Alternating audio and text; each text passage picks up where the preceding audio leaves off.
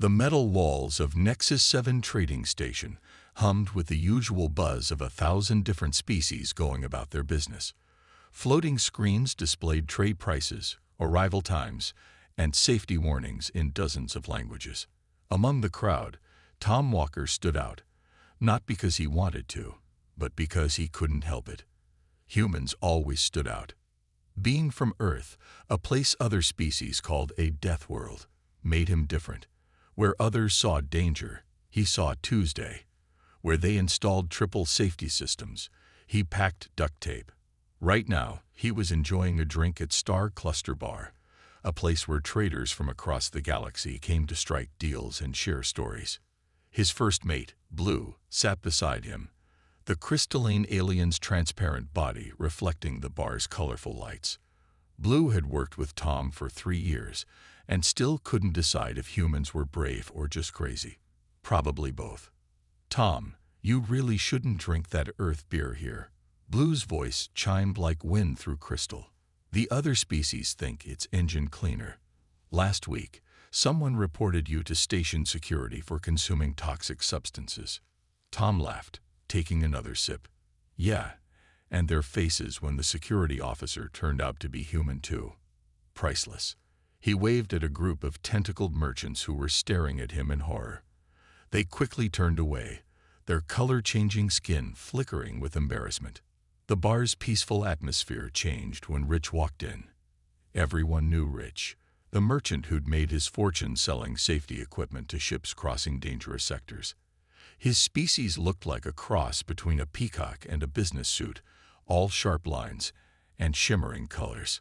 Rich noticed Tom and made his way over, his movements smooth and calculated. "Well, if it isn't the famous human cargo hauler," he said, his translator making his voice sound like expensive silk. "I heard you're taking contracts for the Burning Reach sector." "That's right," Tom replied, turning his bar stool to face Rich. "Good money out there, if you don't mind a little heat." Rich's head feathers rippled with amusement. "A little heat. The Burning Reach has planets that rain metal. Most ships won't go within 10 light years of that sector. Most ships aren't flown by humans." Tom shrugged, finishing his beer.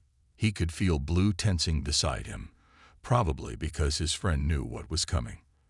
Whenever someone challenged human capabilities, things tended to get interesting. "Indeed," Rich purred, "which is why I have a proposition. I have cargo that needs picking up from Hellfire 3. The bar went quiet. Even the automated cleaning drones stopped moving. Hellfire 3 was a level 12 hazard planet, a place where the atmosphere was acid, the gravity was crushing, and the ground itself regularly melted into lava lakes. "That's impossible," Blue chimed in, their crystal body vibrating with concern. "Hellfire 3 destroys any ship that enters its atmosphere. The magnetic storms alone would fry all electronics." Rich's feathers shimmered with satisfaction. "Exactly why the cargo is still there. It's been waiting for 6 months, and the salvage rights alone are worth a fortune. I'm willing to bet 50,000 credits that no one, not even a human, can retrieve it." Tom smiled that special smile that always made Blue nervous. It was the smile that meant he was about to do something incredibly human. He reached for his second beer, which had just arrived. 50,000 credits, you say?" Tom's eyes sparkled with the kind of madness that had taken humans to the stars. "And how long do I have to get this cargo of yours?" 3 standard days, Rich replied, his feathers now practically glowing with amusement. "More than enough time to fail spectacularly." Tom stood up slowly, making sure everyone in the bar could see what he was about to do. He picked up his fresh beer and turned to the nearest alien, a floating gas cloud contained in a transparent environment suit. "Hold my beer," he said, handing the bottle to the confused alien. "I've got a delivery to make." The gas cloud alien took the beer with one of its manipulation fields, while around them, other species began rapidly backing away. Someone activated the station's emergency alert system, and Blue's crystalline form vibrated with a sigh that sounded like wind chimes in a hurricane. As Tom walked out of the bar, Rich called after him, You'll need to sign a waiver. Already got one tattooed on my arm. Tom called back without turning around.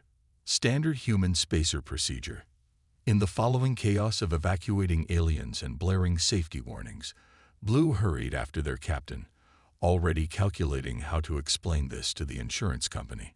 Behind them, the gas cloud alien still held Tom's beer, too shocked to move, while Rich stood perfectly still, suddenly wondering if he had made a terrible mistake. The hangar bay of Nexus 7 buzzed with activity as Tom Walker prepared his ship, the Lucky Break, for what most species considered a suicide mission.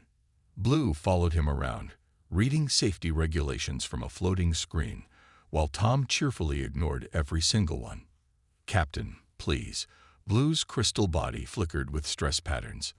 "At least let me install the level 12 hazard shields. They're required by galactic law." Tom slid out from under the ship's engine, his face smudged with grease. "Those shields would slow us down too much. Can't fight Hellfire 3's gravity with extra weight."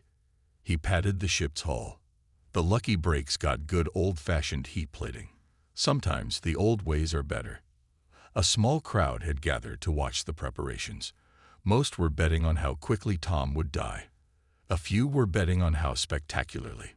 Rich stood at the front, his feathers twitching every time Tom broke another safety protocol. "The human is using manual controls," someone shouted from the crowd. "Those haven't been used in centuries." "That's because they can't be fried by magnetic storms," Tom replied, checking the hydraulic systems. He pulled a leather-bound book from his pocket, an actual paper book, and made some notes with a pencil. The crowd gasped at the sight of such primitive technology. Blue picked up a bundle of ropes Tom had loaded earlier. "Captain, what are these for?" "We have tractor beams." "Tractor beams don't work in acid storms," Tom said, taking the ropes back. "Sometimes you need to do things the hard way." He continued loading equipment that made the watching aliens increasingly nervous. Mechanical winches, metal cables, and tools that didn't need power to work. Rich stepped forward, his feathers now showing concern instead of amusement. "You're really going through with this? The atmospheric pressure alone will crush most ships." "Good thing the Lucky Break isn't most ships," Tom said, closing the cargo bay doors. "She's built Earth tough. We over-engineer everything. Force of habit from living on a death world." A station official hurried up with a stack of warning labels. "You must display these hazard warnings," they insisted, trying to stick them on the ship's hull. Tom looked at the labels, which showed various ways the ship might be destroyed. Crushing, melting, dissolving, exploding. "Thanks, but I think we know what we're getting into." He rolled up his sleeves, revealing arms covered in scars from previous adventures. Blue made one last attempt at reason. "Captain, I've calculated the odds of survival. They're not good." "Never tell me the odds, Blue," Tom grinned. "They just get in the way of getting the job done." He checked his watch, an ancient mechanical device that would keep working no matter what. "Time to go. You don't have to come with me on this one." Blue's crystal body chimed with what might have been a sigh or a laugh. "Someone has to record how you managed to break every law of physics and survival." Again. As they boarded the ship, the station's AI announced evacuation procedures for the hangar bay. Standard protocol when a human was about to do something incredibly dangerous. Rich watched as Tom fired up the engines, actual combustion engines, not the standard gravity drives used by modern ships. "Wait," Rich called out. "What if you find something worse than what we know is down there?" Tom's voice crackled over the station's comm system. "Then it'll be an interesting day. And if anything goes wrong, well," he paused for effect, "I've got duct tape." The Lucky Break's engines roared to life, drowning out the sound of aliens running for safety. As the ship lifted off, someone in the crowd asked what duct tape was. The explanation that followed caused 3 different species to faint. Blue settled into the co-pilot's seat, securing their crystalline form with sturdy straps. "Captain, you do have a plan, right?" "Of course I do," Tom said, pushing the throttle forward. Step 1. Get to Hellfire 3. Step 2. Don't die. Step 3. Get the cargo. Step 4. Don't die again. That's not a plan. That's just staying alive. Exactly. Tom smiled as they shot out of the hangar. And nobody does staying alive better than humans. We've had lots of practice on Earth. Behind them, Rich watched the ship disappear into the darkness of space, his feathers drooping as he realized he might have just made a very expensive mistake. The gas cloud alien from the bar still held Tom's beer, now serving as an impromptu memorial to human insanity. The lucky break dropped out of faster-than-light travel at the edge of the Hellfire 3 system. Through the reinforced windows, the planet looked like a demon's eye, red and angry, with storms of molten metal swirling across its surface. Lightning bolts bigger than cities crackled through its poisonous atmosphere. That's actually worse than the pictures, Blue said, their crystal body dimming at the sight.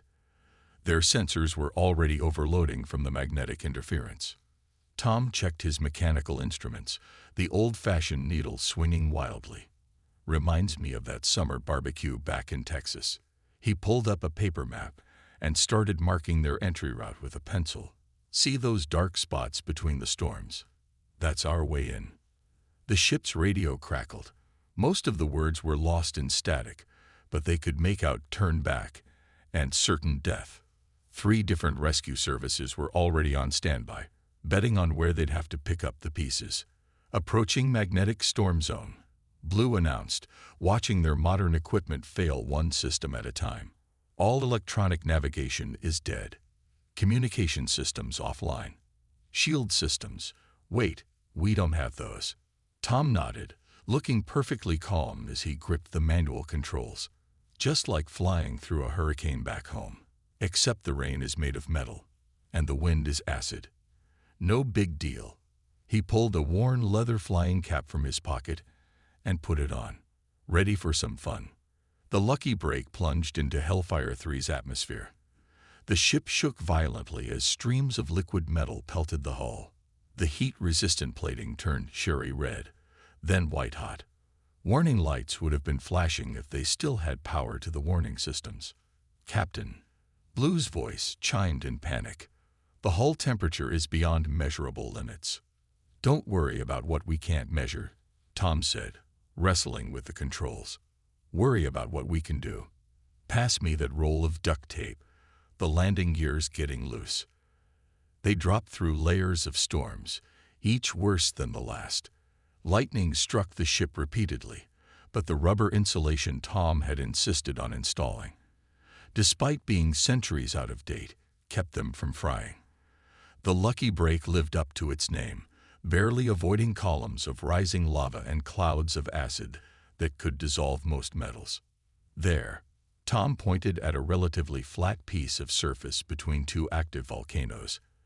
"That's got to be where the cargo is. No one else would be crazy enough to land there." Blue's sensors might have been dead, but their eyes worked fine.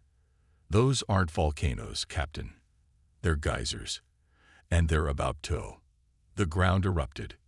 Towers of lava shot into the sky, creating a deadly arch over their intended landing spot. Tom grinned the special kind of grin that made insurance companies add extra clauses to their policies. "Perfect timing," he said, pushing the ship into a dive. "They'll act like a heat shield for a few seconds, just long enough to."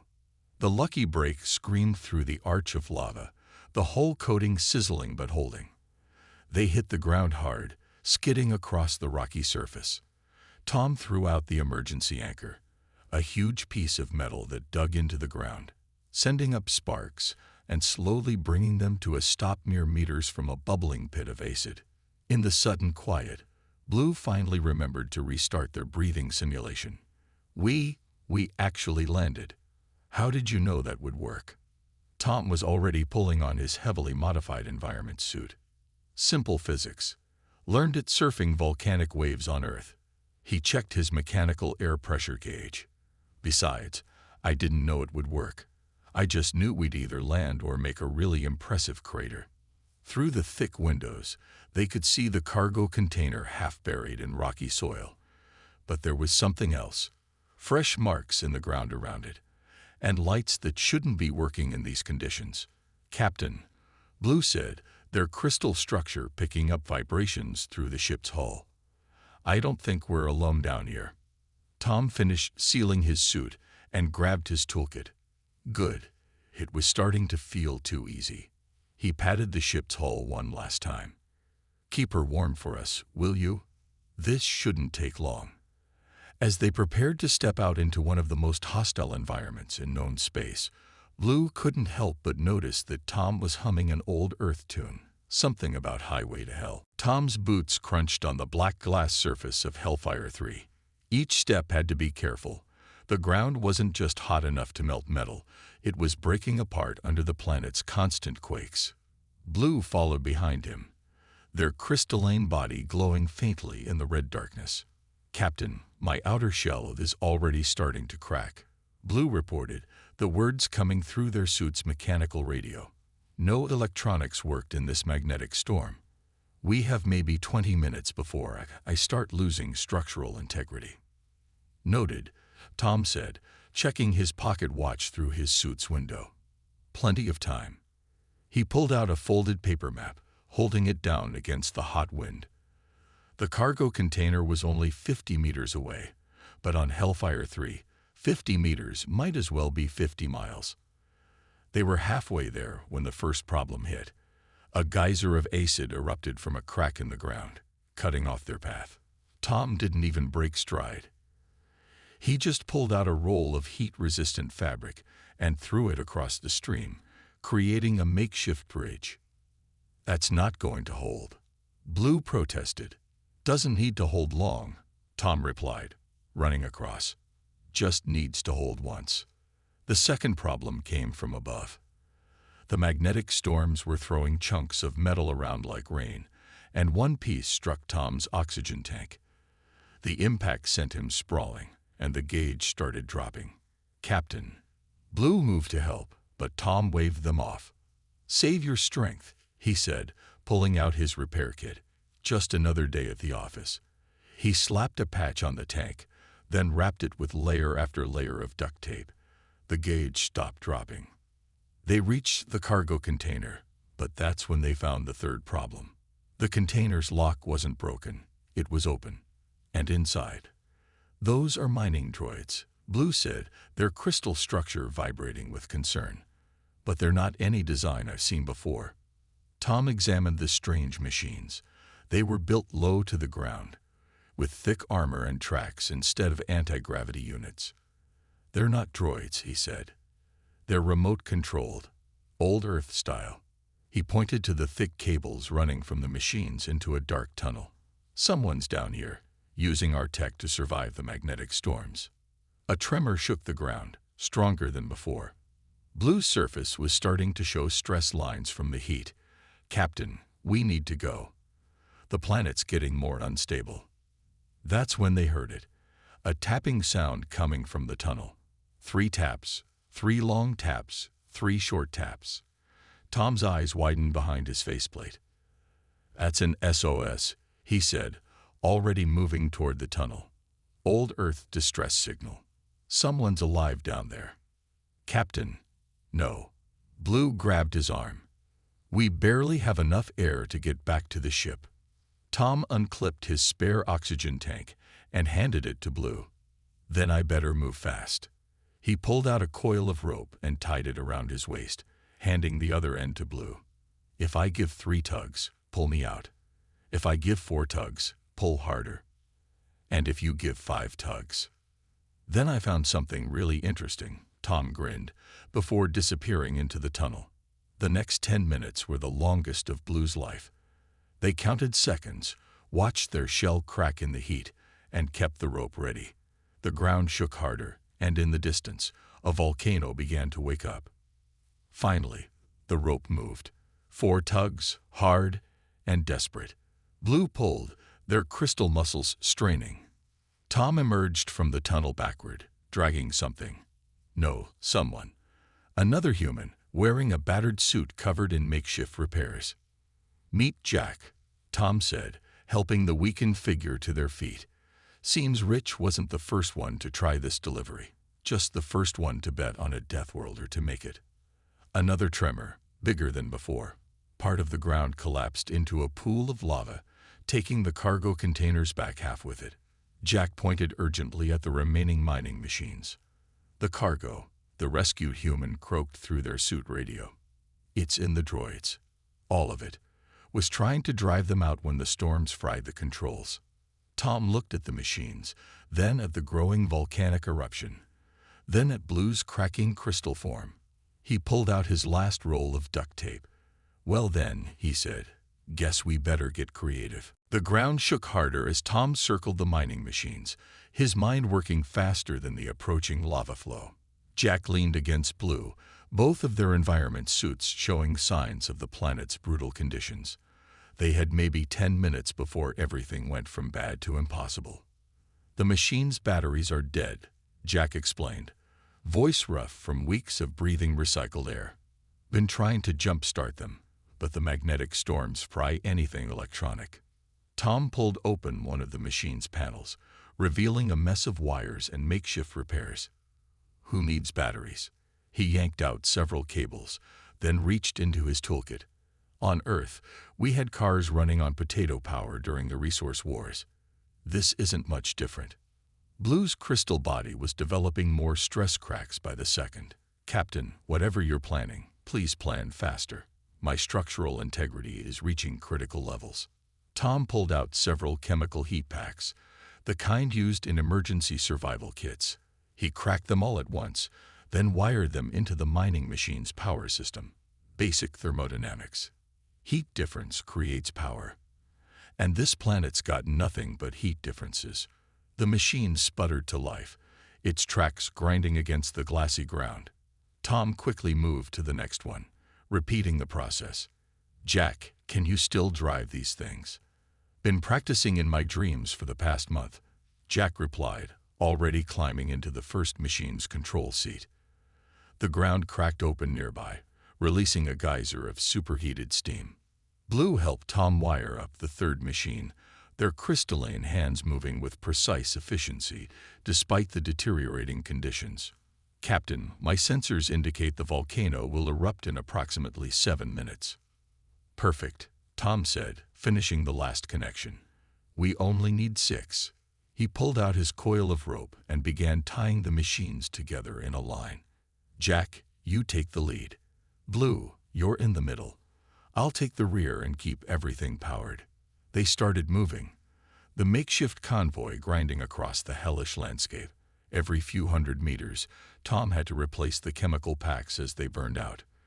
The machines groaned under the strain, held together by human ingenuity, desperation, and copious amounts of duct tape. A river of lava cut across their path. Jack didn't slow down. He'd learned from watching Tom. The first machine jumped the gap, pulling the others across before the makeshift bridge of cooling lava could collapse. Blue's crystal body rang like a bell from the impact, but they kept going. The ship's just over that ridge, Tom shouted over the mechanical radio. Once we start up the slope, the ground dropped away beneath them. What had been solid rock seconds ago became a sinkhole of molten metal and acid. The first machine teetered on the edge, Jack fighting with the controls. The rope connecting them went taut, threatening to pull them all in. Tom didn't hesitate. He jumped from his machine, ran forward, and threw his weight against the back of Jack's vehicle. His boots began to melt from the heat, but he pushed harder. Blue joined him, their crystal body glowing white-hot from the strain. Just like pushing a car out of mud. Tom grunted, each word punctuated by another push. The machine's tracks caught on solid ground, and slowly, painfully, they pulled back from the edge. They reached the lucky break with 2 minutes to spare. The ship's hull was barely visible through the storm of metallic dust and lightning. Loading the machines was like trying to thread a needle in a hurricane while wearing oven mitts, but they managed it. Blue, start the engine sequence, Tom shouted, securing the cargo. Jack, get in the medical pod. You look like you've been through hell. I have been through hell, Jack replied with a weak laugh. Been keeping a diary. Nobody's going to believe this. As Blue rushed to the cockpit, their crystal body now webbed with stress fractures, they looked back at Tom. Captain, what about the volcanic eruption? Tom was already strapping himself into the pilot's seat, his burnt boots smoking slightly. Oh, we're going to use that. The blast wave should give us enough push to break orbit. He patted the ship's controls affectionately. Don't worry, I did this once in a simulation. A simulation? Blue's voice chimed with alarm. Well, technically, it was a video game, Tom admitted, firing up the engines. But the physics were very realistic. The lucky break shuddered as Tom fired up the engines. The volcano behind them was about to blow, and the ship's hull groaned under the increasing pressure. Warning lights would have been flashing everywhere if they had power for warning lights. Hull integrity at 30%.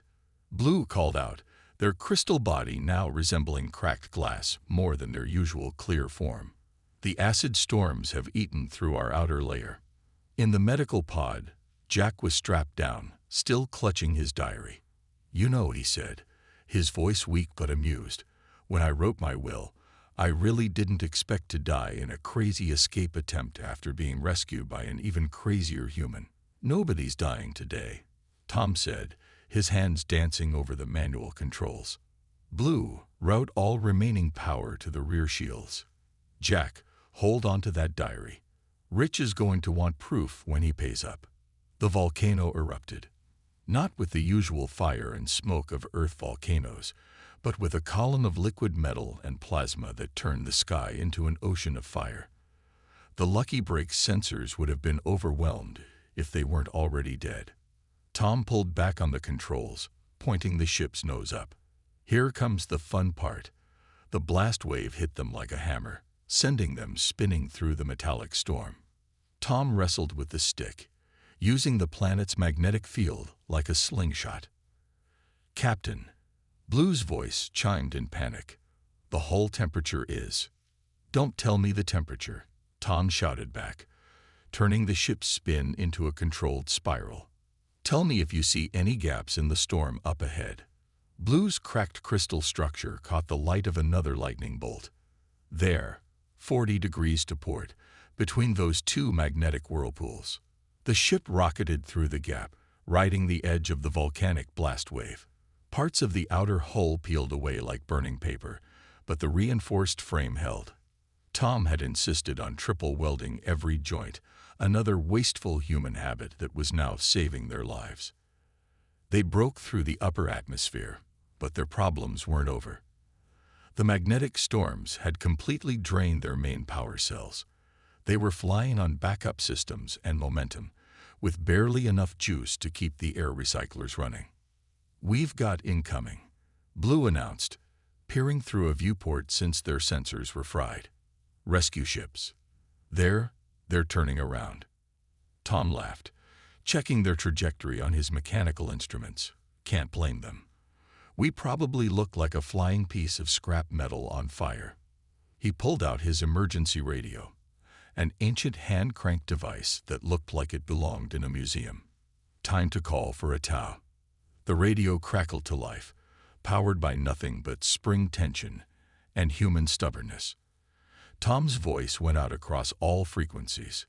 This is the Lucky Break. Yes, we're on fire. No, it's not as bad as it looks. Yes, we have the cargo. No, we don't need emergency evacuation. Just a tow back to Nexus 7 would be nice. There was a long silence on the radio. Finally, a familiar voice crackled through. Rich, sounding like he couldn't decide whether to be impressed or terrified. You actually did it. You're alive. Of course we're alive, Tom replied, winking at Blue. And we brought back a bonus survivor. Better make that payment 100,000 credits. But the bet was for 50,000. Sure, but think about the marketing potential. Rich shipping. So reliable. We'll send humans to hell to deliver your cargo. Has a nice ring to it, don't you think? As rescue ships cautiously approached their battered vessel, Jack laughed from his medical pod. You planned this whole thing, didn't you? The rescue, the sales pitch, everything. Tom shrugged, finally letting himself relax as tractor beams locked onto their hull.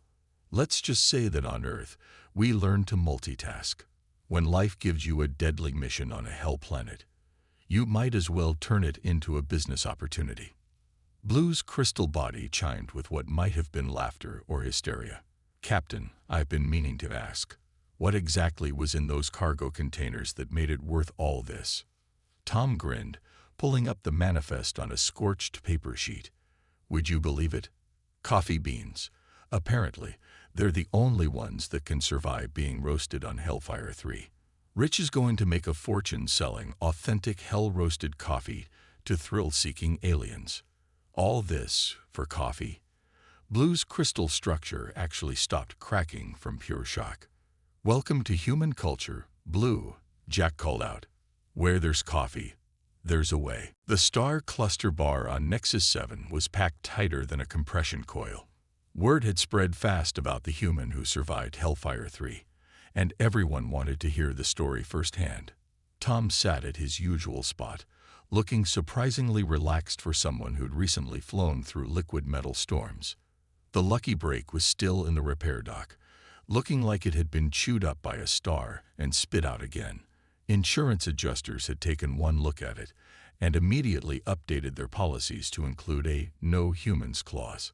Blue sat beside Tom, their crystal body sporting new growth patterns where the cracks had healed. They were holding Tom's beer again, but this time by choice. It had become something of a good luck charm. And then, Tom was saying to the crowd, we rode the volcanic explosion right out of the atmosphere. Just like surfing a wave, except the wave was made of plasma and magnetic death. Rich stood nearby, his feathers practically glowing with excitement as he counted profits on a floating screen. The first batch of Hellfire 3 Extreme Roast Coffee had sold out in hours. Apparently, the idea of drinking something that survived the galaxy's most dangerous planet was irresistible to thrill-seeking aliens.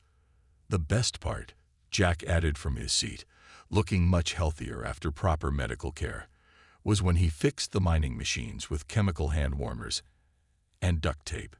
The rescue team still can't figure out how that worked.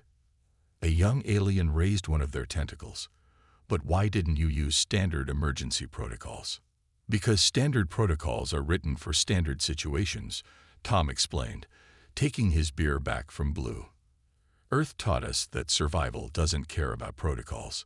Sometimes you need to think like your ancestors, the ones who looked at a dangerous world and decided to not just survive it, but make it home. The station's AI made an announcement. Attention all beings. Due to recent events, a new safety protocol has been established. When any human says the phrase, "Hold my beer," all non-emergency personnel must evacuate to designated safety zones. This got a laugh from the crowd, but nobody moved toward the exits. They'd learned that while humans were dangerous, they were the best kind of dangerous, the kind that made impossible things possible. Rich stepped forward, his business suit shimmering. I've got another proposition for you, Tom. There's this planet in the frozen wastes. Hold my beer, Tom said with a grin, handing his drink back to Blue. The crowd gasped, but instead of running, they leaned in closer. Blue's crystal body chimed with what was definitely laughter this time. Captain, you're not actually considering. Double or nothing, Tom said to Rich. But this time, we do it my way. No hidden survivors, no secret coffee plantations, just straight-up impossible delivery runs for people who need them. Rich's feathers rippled with agreement. I'm thinking of calling it Deathworlder Delivery Service, for when regular shipping just won't cut it. The story spread across the galaxy, growing with each retelling. Some said Tom had fought hand-to-hand with living storms. Others claimed he'd arm-wrestled a volcano. The truth was impressive enough. A human had looked at certain death and treated it like a Tuesday back home. A group of academy students approached Tom's table, carrying notepads. We're studying human survival techniques, one said. Could you explain your methodology? Tom looked at his beer, then at Blue, then at the repaired Lucky Break visible through the station's windows. "Simple," he said. "First, accept that something's probably going to go wrong. Second, bring duct tape. Third, remember that impossible just means nobody's been crazy enough to try it yet. And fourth," they asked, taking notes. "Fourth is the most important," Tom said, standing up. "Always, always keep a sense of humor. Because somewhere out there, on the worst day of someone's life, they might need a crazy human to show up with some duct tape and a bad joke." Blue raised Tom's beer in a toast. "To humans," they chimed, "the species that made the galaxy question the definition of impossible." The crowd joined in the toast, even though most of them were still trying to understand how humans could drink something that technically qualified as industrial cleaner. But that was the thing about humans. Just when you thought you had them figured out, they'd surprise you again. And somewhere in the station's database, a new entry was added to the official species guide. "Humans, approach with caution. If they say, 'Hold my beer,' run. If they offer to help, accept. Just don't ask too many questions about their methods, and always keep some duct tape handy."